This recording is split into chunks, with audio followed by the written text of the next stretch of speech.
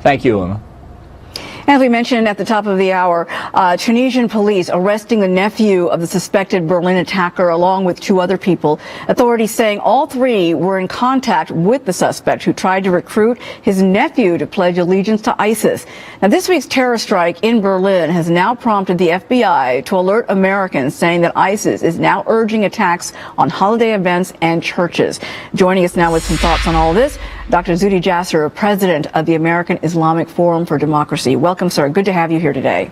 It's great to be with you, Uma. Thank you for having me. Before we get to the new terror warning here in the U.S. for the holidays, I want to get your reaction to the news that the Berlin terror suspect shot dead in Milan this week was part of a cell based in Tunisia, and that he was actively involved in trying to recruit his nephew and send him money so that he could join him in Germany.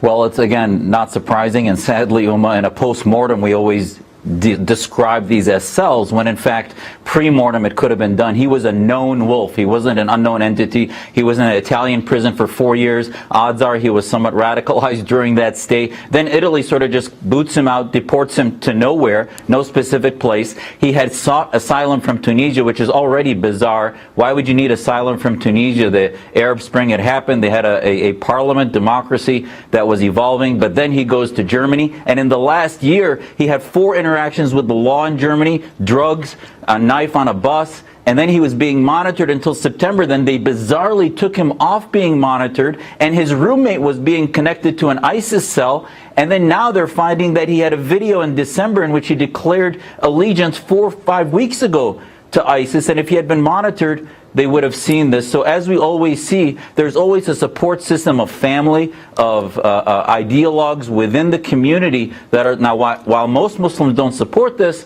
there are within them circles of influence that we always find are connected to the original individual. You know, what makes this even interesting and sad at the same time is the fact that since he was known to police, it appears that political correctness is reportedly being blamed in Germany right now, according to reports there, accusing a justice minister of delaying the release of Anis Amri's photo because he was worried, reportedly, about provoking racist comments on Facebook if that photo had been released. Now, this is unfortunate at a time when Germany has a lot at stake, given the fact that it's dealing with lots of refugees who still remain under the radar and may have terrorist ties. What do you think can be done to combat political correctness when lives are at stake right now? Well, bottom line is we need to end that. We need to have tough love with our Muslim communities, our immigrant communities that need to embrace the national identity of Germany, France, America. That's the only solution. And all of these invisible sort of disappearing borders that are a threat to security in the EU and others, that's how you counter radicalized. I, as a Muslim, am not radicalized because I believe in American constitutional law and my American identity. The mantra should become, it's the global jihad, stupid. And to fight the identity movement of the Sharia state, you can only do that by shifting the axis, Uma, from countering violent extremism to countering violent Islamism. And that has to stop the sort of approach against the tactic to approaching the underbelly of political Islamist movements. And the only way to do that is to end the political correctness. Well, I know that you and others are working really hard in this country to get more Muslims to come forward, to work hard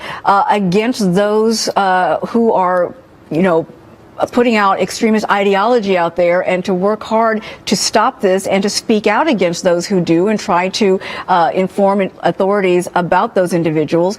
What impact is that having here on your work here in the U.S.?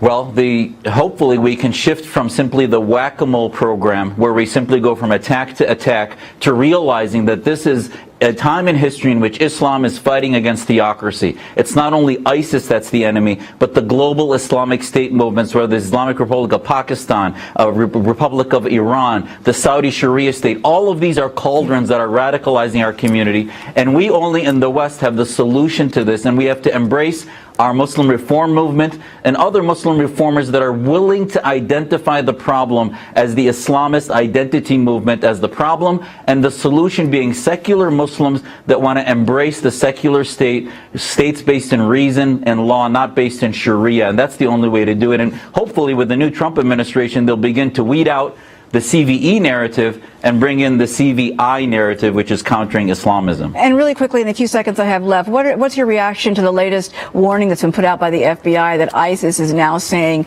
that it wants to target holiday events and churches here in the U.S.?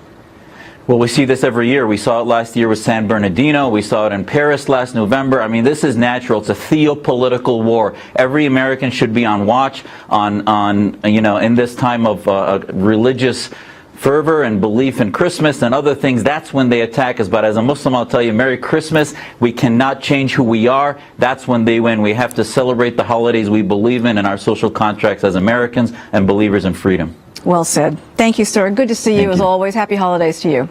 Thank you. Thank you, Uma. Well, there's new legal fallout from that deadly warehouse fire